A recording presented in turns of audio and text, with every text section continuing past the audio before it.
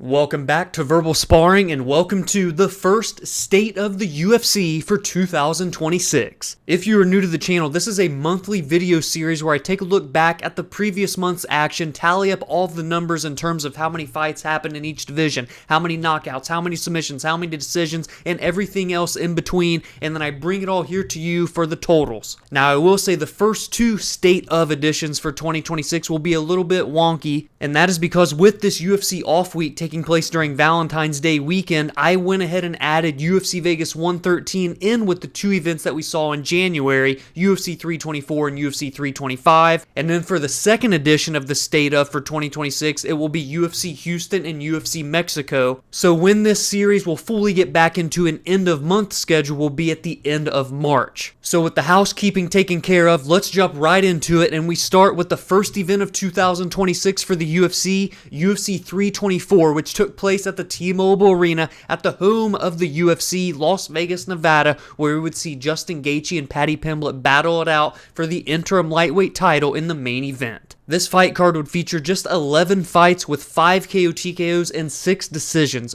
Of the 5 knockouts, 3 of them happened in the opening round, with 1 of them apiece happening in the second and third, and of the 6 decisions, all 6 of them were unanimously agreed upon by the judges. As for how the fights broke down on a division-by-division basis, we saw 2 fights of the big boys at heavyweight, and 2 fights for the 135-pound bantamweights, and outside of that, it was 1 fight apiece at light heavyweight, middleweight, welterweight, lightweight, featherweight, flyweight, and women's flyweight. And what we've come to expect out of pay-per-view / now numbered events is a lot of ranking movement in the aftermath of the card. And so immediately after UFC 324, what did we see on that following Tuesday morning? We start in the lightweight division where the number 4 ranked Justin Gaethje would defeat Paddy Pimblett via unanimous decision to become the interim champion, setting himself up for a unification clash with Ilia Topuria likely at the White House card in the summer. As a result of Gaethje climbing up in the rankings, that would mean that the number 1 ranked Arman Tsarukyan, the number 2 ranked Charles Oliveira, and the number 3 ranked Max Holloway would all be pushed down 1 spot. In the dreadful heavyweight division, we did see the bright spot of the weight class, Waldo Cortez Acosta, pick up another knockout victory, and this time it was against Derek Lewis in round 2. Waldo would hold on to his number 5 ranking, but the number 8 ranked former title challenger Derek Lewis would drop 2 spots to number 10, switching places with the longtime veteran Marcin Tybura. In the women's flyweight division, Natalia Silva would continue to remain perfect in the UFC. This time it was after a unanimous decision win over the former 2-time strawweight champion Rose Namajunas. Natalia would rise 1 spot in the rankings from number 2 to number 1. Rose Namajunas would drop 1 spot from 6 to 7, switching places with Jasmine Jasudavicius. Jean Silva would pick up the biggest win of his UFC career to date in a hard-fought unanimous decision victory against Arnold Allen, and in the aftermath, Silva would rise up 4 spots from number 10 to number 6. Arnold Allen would drop 1 spot from 6 to 7, which would then force the number 7 ranked Yusuf Salal, the 8th ranked Steve Garcia, and the 9th ranked Brian Ortega to all fall 1 spot. The former title challenger Umar Nurmagomedov would earn a unanimous decision win over the former flyweight king Davison Figueiredo, and Umar would hold on to his number 2 ranking. However, Figueiredo would drop from 6 to 7, switching places with the surging Ayman Zahabi. And I promise you, I'm not intentionally doing all of this 6-7 stuff. That's just literally how the rankings played out after UFC 324. I'm literally cringing as I read off these numbers.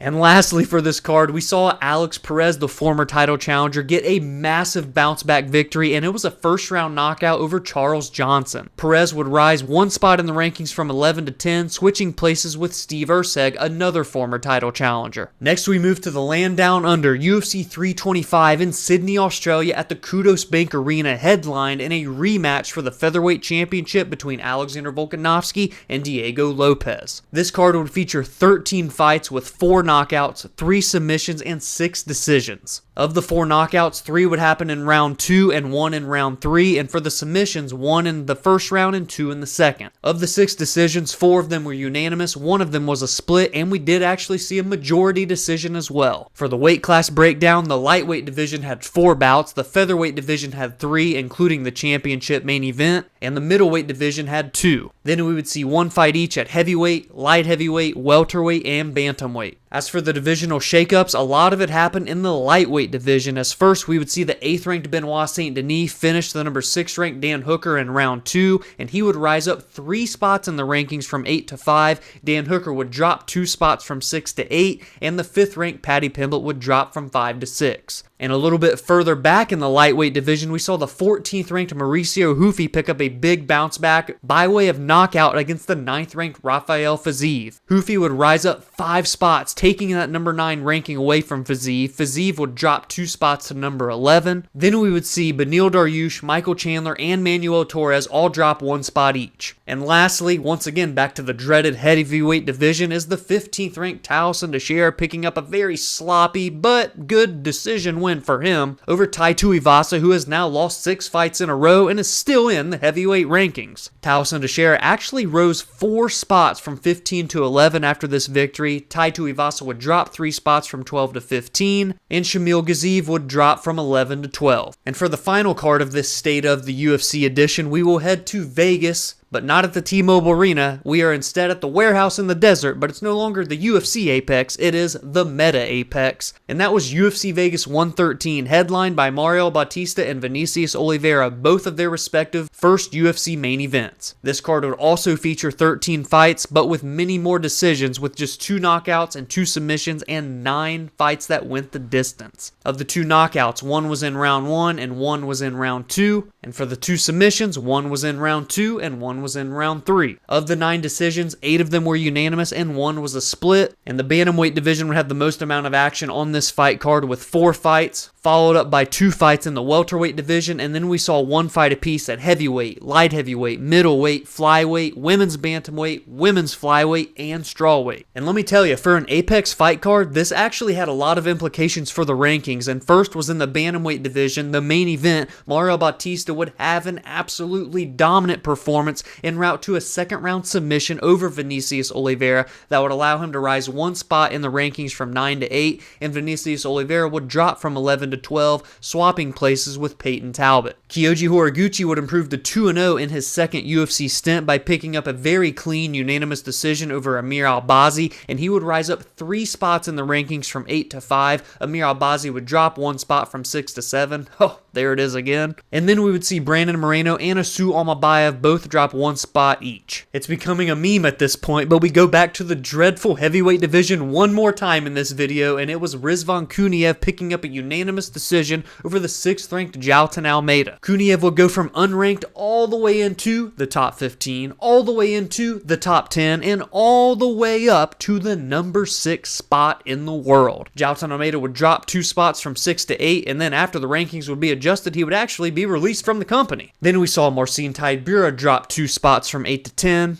Ante Delia rise from 10 to 9. Derek Lewis dropped from 9 to 11. Towson Teixeira dropped from 11 to 12. Shamil Gaziev dropped from 12 to 13. And the 13th ranked Mick Parkin dropped to 15. This division is in absolute utter shambles. In the light heavyweight division, Dustin Jacoby picked up his 3rd consecutive knockout victory in a row. This time it was against Julius Walker in round number 2 that would allow Jacoby to reinsert himself into the top 15 of the light heavyweight division, currently at number 14, which would force Zhang Mingyang down 1 spot to 15, capping out the rankings. And lastly, we saw Wang Tong pick up her 4th UFC victory by getting a decision win over Eduard Amara, a fellow top 15 women's flyweight. Wang Tong would rise 1 spot from 12 to 11, switching places with Casey O'Neill. Now let's take a look at where the pound-for-pound rankings sit for both the men and women as we head into UFC Houston coming up on February 21st. For the men, the king is still Islam Makhachev sitting at number 1. Followed closely behind him is number 2 ranked Ilia Topuria, who is hopeful to return in the coming months and have that unification bout against Justin Gaethje that I talked about earlier. Alexander Volkanovski, who picked up a victory at UFC 325, sits at number 4. Tom Aspinall, who has successfully had 2 eye operations since the eye poke that happened to him back in October of last year against Cyril Gane, sits right in the middle at number 8. And capping out the top 15 is the number 1 contender in this lightweight division, Arman Tsarukyan. Lord knows when he will actually get a title shot right now. And for the women, Valentina Shevchenko is still the queen, sitting at number 1. Kayla Harrison, who was supposed to fight on the UFC 324 fight card, sits at number 2, but she would have to be removed from that bout and super fight against Amanda Nunes due to a neck injury that would result in her having an operation. Natalia Silva, who picked up a win at UFC 324 sits at number 4 and is hopefully next for Valentina Shevchenko for the flyweight championship. Alexa Grasso, who is competing in the UFC Seattle co-main event at the end of March, sits at number 9. She will be taking on Macy Barber, who actually caps out the top 15 in the pound-for-pound rankings. Tatiana Suarez sits at number 12. She has a big matchup with Lupi Godinez happening soon. And Rose Namajunas, who lost at UFC 324 to Natalia Silva, sits at number 13. Now let's tally up all of the numbers from those 3 events: UFC 324, UFC 325, and UFC Vegas 113. There were 37 fights across these 3 fight cards with 11 KO TKOs, 5 submissions, and 21 decisions for just a 43.2% finish rate, even though there was now a finishing bonus implemented in the UFC. For the 11 knockouts, 4 of them happened in round 1, 5 in round 2, and 2 in round 3. For the 5 submissions, there was 1 in round 1 and in round 3, and then 3 in the second. And for the 21 decisions, 18 were unanimous, 2 were a split, and that 1 lone majority. As for the divisional breakdown, the weight class that saw the most amount of action across those 3 events was the bantamweight division with 7. We would see the lightweight division with 5, 4 fights each in 4 different weight classes: heavyweight, middleweight, welterweight, and featherweight, 3 fights at light heavyweight, 2 fights at flyweight and women's flyweight, and then 2 divisions tied for the least amount of action: women's bantamweight and strawweight, both with just 1 fight each. Now let's talk about UFC newcomers that picked up victories in their debut bouts. There was one of them that happened at UFC 324. That belonged to Ty Miller, where he would knock out Adam Fugit in round 1. He is in the 170-pound welterweight division. And then at UFC 325, technically we saw 3 debutantes, and all of them were road to the UFC finals combatants that would earn contracts on the night. Dom Marfan picked up a decision win over Sang-Wook Kim in the lightweight division. Kichiro Nakamura would defeat Sebastian Zale via 3rd-round TKO in the featherweight division. And Lawrence Louis would defeat Sulang Rangbo via split decision in the bantamweight division. And what is next? Well, I kind of already alluded to it in the intro of this video, but if you weren't paying attention, the 2 events that we will cover in the next State of the UFC video will be UFC Houston, headlined by the 3rd-ranked former champion Sean Strickland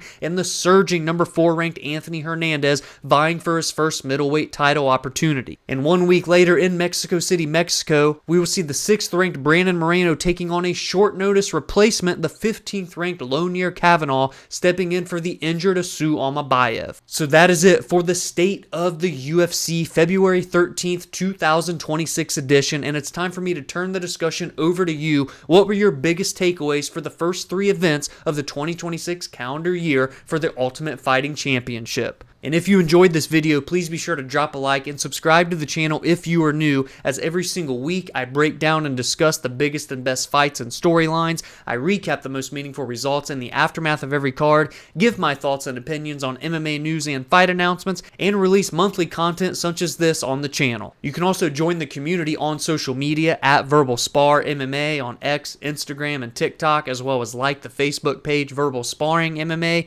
and you can follow on your favorite audio listening platforms such as Spotify and Apple, where every Monday and Friday podcast episodes release there. Have a great week, and I will see you all in the next video.